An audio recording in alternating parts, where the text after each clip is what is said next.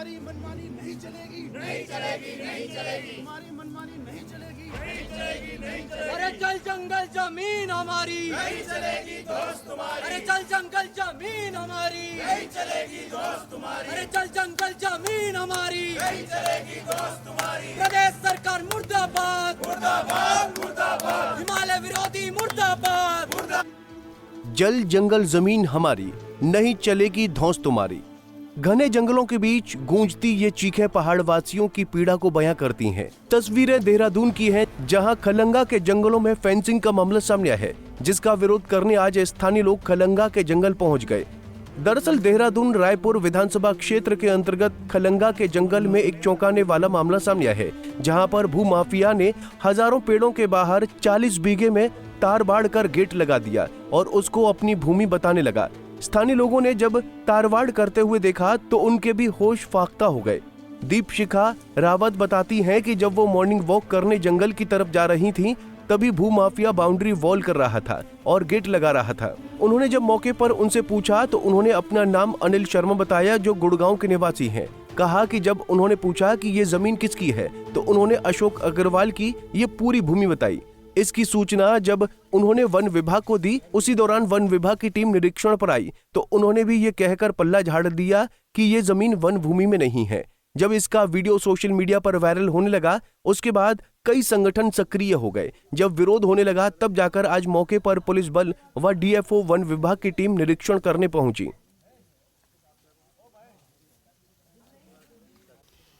Actually मैं यहीं रहती हूँ और मैं रोज़ सुबह मॉर्निंग वॉक के लिए यहाँ पे आती हूँ। तो मैंने यहाँ पे जब कंस्ट्रक्शन देखा तो वहाँ पे जो एक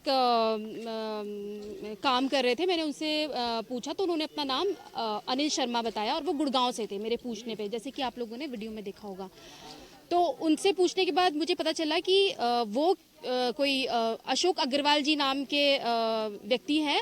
उनकी ये प्राइवेट लैंड है, ऐसा उन्होंने कहा। उनका प्राइवेट लैंड है और ये 40 बीघा लैंड उनका पर्सनल है, ये उन्होंने क्लेम किया। तो ऐसा जानने पे हम लोगों ने फॉरेस्ट डिपार्टमेंट को कॉल किया। फॉरेस्ट डिपार्टमेंट की टीम भी आई, मेरी टीम के, और उन्होंने बोला कि ये फॉरेस्ट का लैंड नहीं है। तो फॉरेस्ट का लैंड नहीं है करके वो ऐसे ही अपना वो करके फॉर्मेलिटी करके चले निकल गए वहाँ से।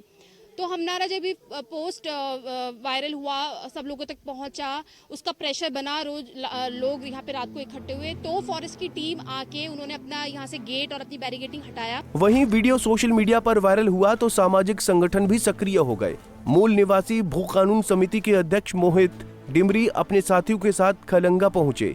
इस दौरान उन्होंने दावा किया कि कुछ दिन पहले रायपुर विधायक उमेश शर्मा इस स्थान पर देखे गए। इसके बाद वो माफिया ने यहाँ पर कब्जा करना शुरू कर दिया।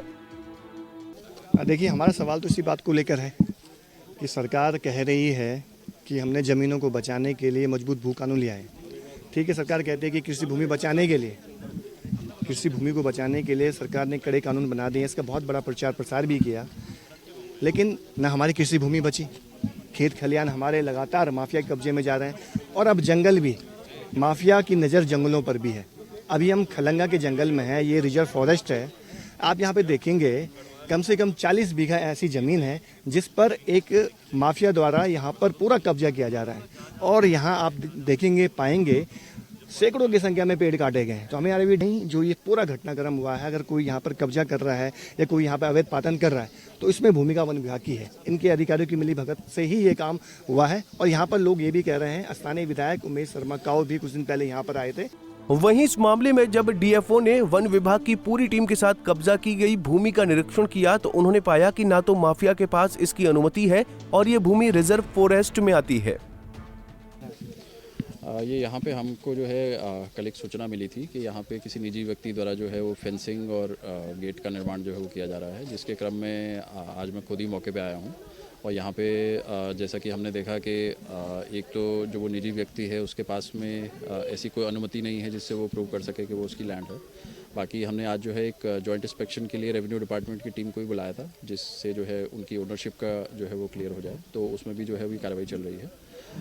उसके अलावा यहाँ पे जैसा कि प्रिलिमिनरी देखने में आ रहा है कि पर्यावरण और जो पेड़ है उनको भी क्षति जो है वो काफ़ी पहुँची है। तो इसमें हमने एक जो है कॉम्बिंग टीम का गठन कर दिया है जो पूरे क्षेत्र की जो है वो कॉम्बिंग करेगी। इसमें किसी भी पेड़ या वनस्पति को कोई अगर क्षति पहुँचाई होगी तो उसकी रिपोर्ट जो है आज शाम तक इनको देने का जो है निर्देश दिया गया है, जिसमें कुछ जनता के लोग हैं उनको भी जो है उनके उसमें शामिल होने के लिए जो है वो कहा गया है। कुल मिलाकर कहा जा सकता है कि वन विभाग की नींद भी तब टूटी जब वीडियो सोशल मीडिया पर वायरल होने लगा और सामाजिक संगठन इसका विरोध करने लगे।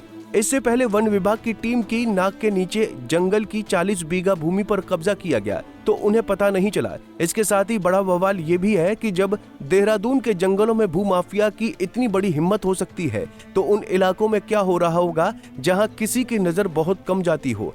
ऐसे में देखना ये होगा कि इस पूरे मामले पर क्या कुछ कार्रवाई की जाती है। पंजाब केसरी टीवी के लिए देहरादून से आशीष रमोला की रिपोर्ट।